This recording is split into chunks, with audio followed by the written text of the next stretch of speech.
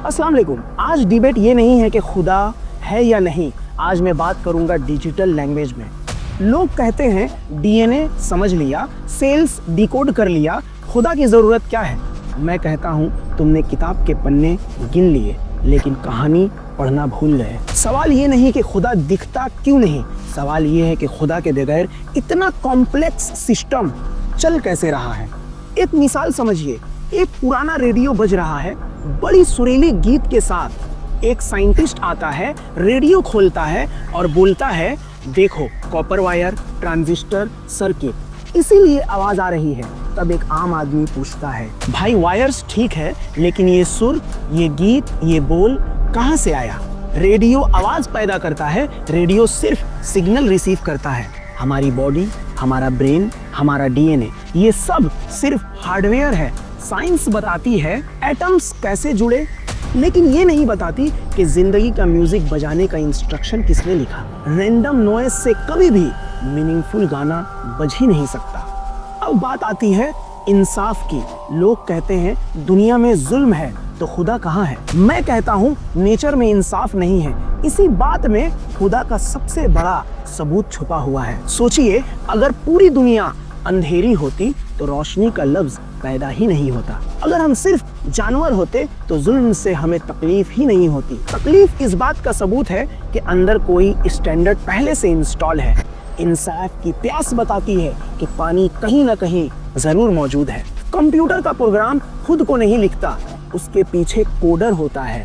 Radio टूट जाए तो म्यूजिक खत्म नहीं होता, बस सुनाई देना बंद हो जाता है। मौत भी वैसे ही है, हार्डवेयर खत्म होता है, सिग्नल नहीं।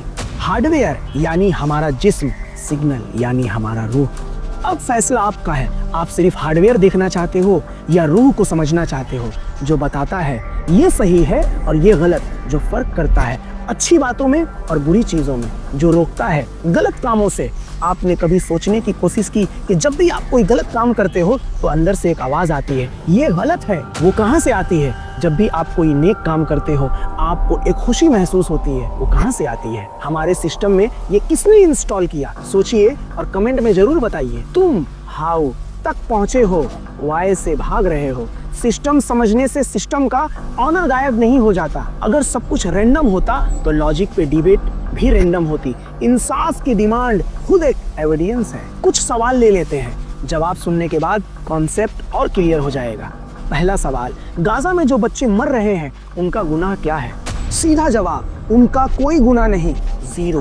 दुनिया के हर धर्म में एक बात कॉमन है, बच्चा गुनाह के बगैर होता है। बच्चों की मौत सजा नहीं होती, वो दुनिया के लिए सबूत होती है। सबूत किस चीज का, इस बात का कि जुल्म इंसान कर रहा है, खुदा नहीं। दूसरा सवाल, पूरी दुनिया दुआ कर रही है फिर भी खुदा सुन नहीं रहा, क्यों। यहाँ पर सबसे बड़ी गलतफहमी है, हम समझते हैं दुआ तुरंत रिजल्ट लाती है।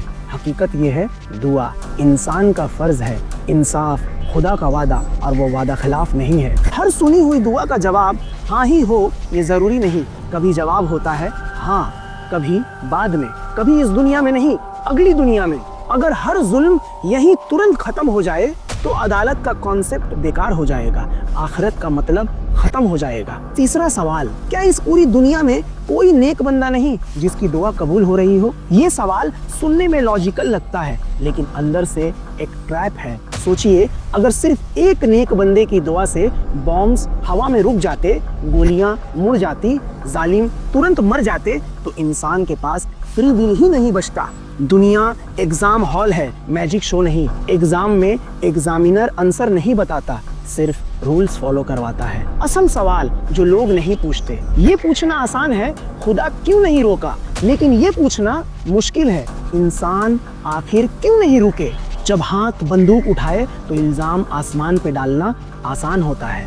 खुदा ने अकल दी, ज़मीर दिया, कुव्वत दी, जुल्म रोकना इंसान का काम था। अब सवाल पैदा होता है बच्चों का क्या। सीधा जवाब, वो शहीद हैं, उन पर कोई हिसाब नहीं। वो जन्नत में हैं, उनकी मौत जाया नहीं बल्कि गवाह है। जो दुनिया में चुप करा दिए गए वो आखिरत में सबसे ज्यादा बोलेंगे। जुल्म इंसान का चॉइस है, दुआ इंसान का फर्ज और इंसाफ खुदा का वादा। अगर जुल्म खुदा के ना होने का प्रूफ होता तो इंसाफ की उम्मीद भी पैदा नहीं होती। इंसाफ की उम्मीद जहाँ से पैदा हो रही है वही खुदा है। उम्मीद की लौ जहाँ जल रही है वही खुदा है। न था कुछ तो खुदा था, कुछ ना होता तो खुदा होता। मेरा सलाम है इस्लामिक स्कॉलर मोहतरम जनाब मुफ्ती शमाइल नदवी साहब, जज़ाकल्लाह खैर। अगर ये बात आपको सोचने पर मजबूर करे तो शेयर कीजिए, क्योंकि सोच और सच को फैलाना भी एक जिम्मेदारी है। मैं जिया सर, जय हिंद, खुदा हाफिज़।